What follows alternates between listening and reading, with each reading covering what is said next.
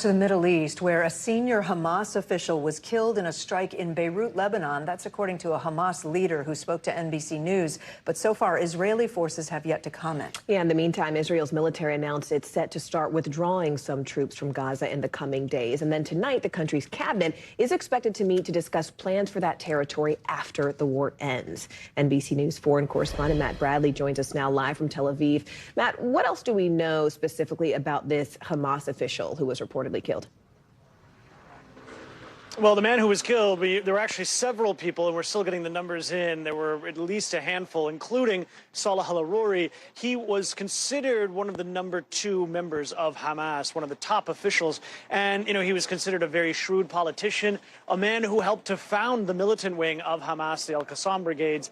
And he's been a member since he was a student, back when Hamas was formed, back in the late 80s and early 90s. And he was considered a man who was adept at diplomacy. That was really his main goal, not just diplomacy with outside groups, including with Turkey and the government of Lebanon and Hezbollah, which was one of his crucial functions. He was living in Lebanon at the time that he was assassinated in Beirut, in that southern neighborhood of Dahia, right outside of Beirut, where Hamas held the headquarters. And now he was also good at making deals with other countries, when bringing together different factions within Hamas, like the faction in Lebanon, the faction in the West Bank, where he was born, and factions that were based in Turkey and elsewhere. This was a very important role because Hamas, of course, is a very strictly controlled organization. It's considered a terrorist organization by the United States and by Israel. So to be able to connect all of those different groups within Hamas, along with foreign governments, it was a very important position.